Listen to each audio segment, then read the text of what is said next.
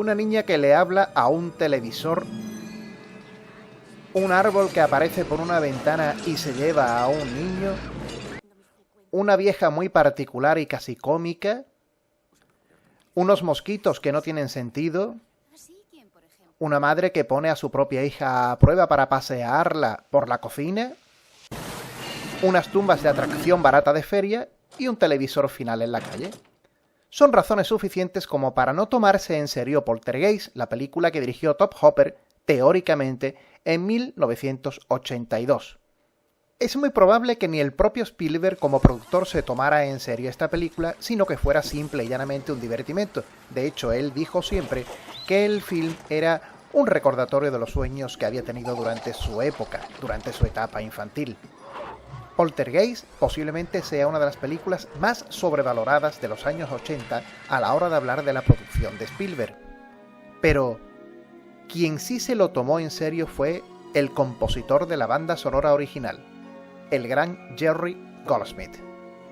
El creador del score de Poltergeist ya venía de haber trabajado en una película muy conocida del cine de terror, La Profecía, dirigida por Richard Donner. De hecho, fue el único Oscar, la única estatuilla que se llevó Jerry Goldsmith a lo largo de toda su vida. Por Poltergeist estuvo nominado, pero no se lo llevó.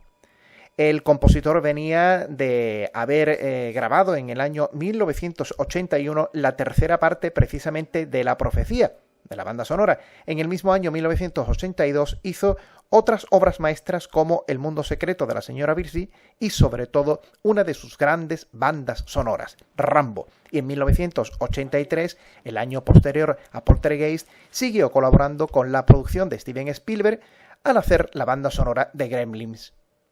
Goldsmith es fundamental en Poltergeist.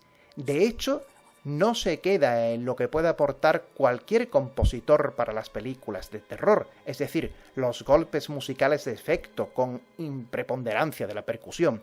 En este caso, para esta película, Goldsmith hace una banda sonora en la que los temas incidentales son muy ricos y aportan a las imágenes una apostilla fundamental para el desarrollo de la película. Y sobre todo, lo que más se nos queda en el oído y en la imagen es ese tema principal, ese tema de corte muy infantil, esa nana como se le llama y como la conocemos los aficionados y los amantes de la música de cine, que se relaciona con el personaje femenino, con Caroline. Es precisamente con ese tema con el que da inicio la película en los títulos de crédito. Un tema que sirve para ya narrarnos auditivamente el carácter infantil de la protagonista de la película, pero también para mostrarnos lo apacible de una zona residencial en la que no está ocurriendo nada, en la que todo es tranquilo, en la que al espectador lo que le traslada tanto la música como las imágenes es tranquilidad. Muy distinto a lo que vamos a ver luego conforme avanza el film. Llegará un momento además en el que Goldsmith cambiará totalmente el ritmo del tema, sin abandonar las mismas notas, para contarnos esa persecución de los coches de los niños, para hacer esa trastabillada a ese señor que va con las latas de bebida en la bicicleta.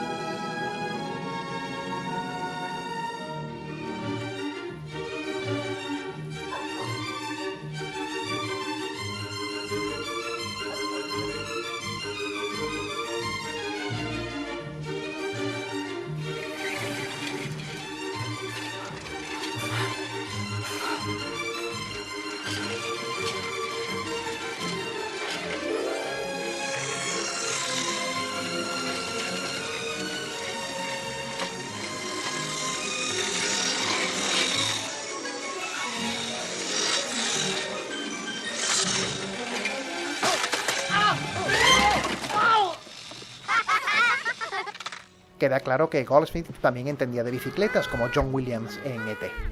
Bueno, hay secuencias como la que estamos viendo en estos momentos en las que la música es fundamental para mantener la tensión en la búsqueda de Caroline.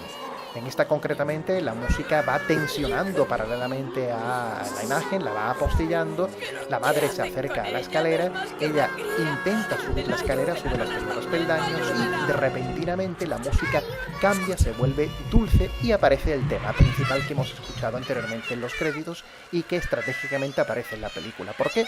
Pues porque Caroline, el espíritu o lo que es la materia de la niña, la materia etérea de la niña, ha atravesado a la propia madre.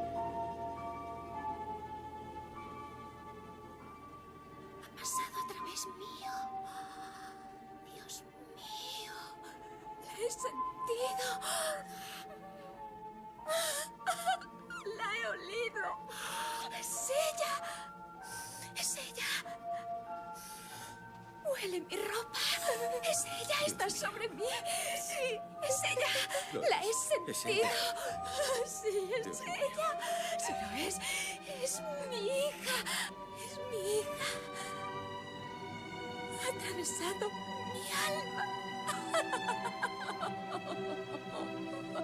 Cuando a un niño hay que darle una explicación, en una película no solamente basta la voz del mayor, que le está narrando lo que está sucediendo, sino que también la música puede jugar un papel fundamental. En esta ocasión, mientras se le están contando al hermano de Caroline lo que está sucediendo, la música no tiene connotaciones de terror, no tiene ninguna otra que simplemente acompañar ese relato, pero como si fuera un cuento fantástico. Observadlo. Y también algunas personas se pierden cuando van hacia la luz y necesitan que alguien les guíe, les ayude a encontrar el camino. Y por eso algunas personas se enfadan y tiran cosas, como pasó en mi cuarto. Sí, es igual que el colegio. Algunos niños son buenos contigo y otros son malos. Hablábamos antes de la tranquilidad que nos aportaba la música al mostrarnos al inicio de la película lo que era la zona residencial de Cuesta Verde. Cuando en el momento del film el promotor de aquella zona residencial le confiesa al padre de Caroline que se había construido sobre un cementerio, podemos comprobar cómo Goldsmith decide introducir música inquietante de fondo, pero también, inmediatamente después de ese momento, se va a producir una vista general de la zona de Cuesta Verde, y veremos cómo precisamente ya la música no es para nada igual de tranquila que al inicio de la exposición de la película.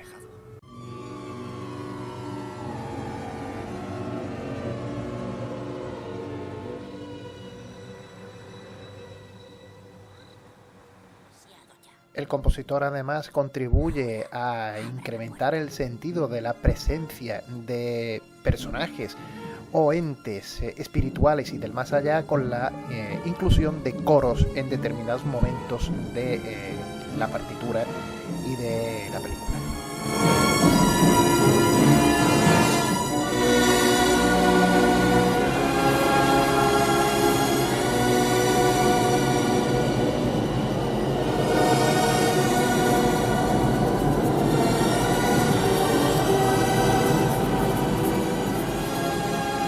¡Ryan! ¡Vaya abajo y espere junto al objetivo! ¡Está bien! ¡Steve! ¡Deme la pelota de tenis marcada con el número 1!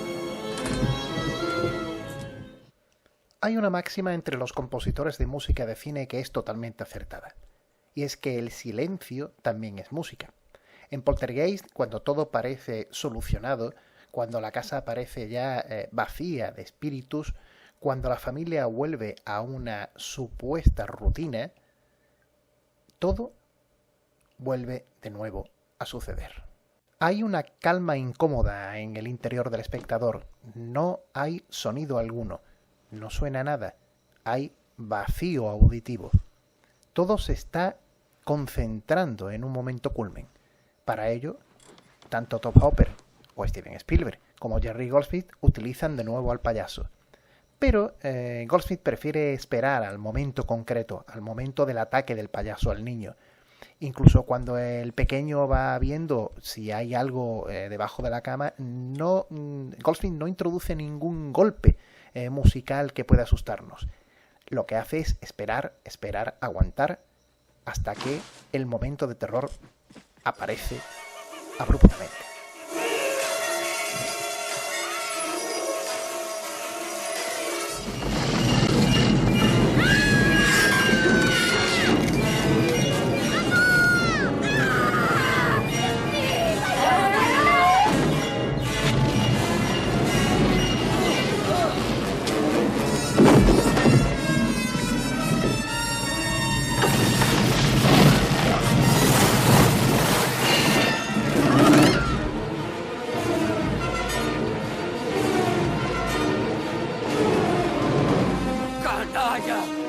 Usted trasladó el cementerio, pero dejó los cadáveres. Dejó los cadáveres y solo mudó las lápidas. ¡Solo mudó las lápidas! ¿Por qué? ¿Por qué?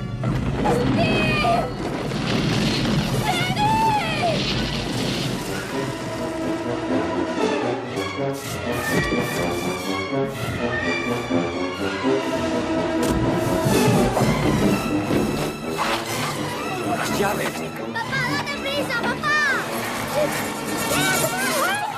Por cierto, a modo de curiosidad, hay unos compases de notas que se repiten en determinados momentos de la película de Poltergeist que nos recuerdan a unos mismos compases de Alien, la banda sonora que 3 años antes compuso Jerry Goldsmith. No se trata posiblemente de una copia, sino simplemente de eso, de un patrón compositivo similar de un estilo del mismo autor. Ahora tiene usted que ayudarme y ser fuerte por el bien de su hija. No podré hacer nada si usted no evidencia su fe en este mundo y su amor por los niños. 11, fijos en órbita ecuatorial. 9, 8, 7, 6. Energía a las pantallas. 5, Campos 4, enfocados. 3, 2, 1. Energía enfocada. Estabilizadores encendidos. Preparada. Todo arriba.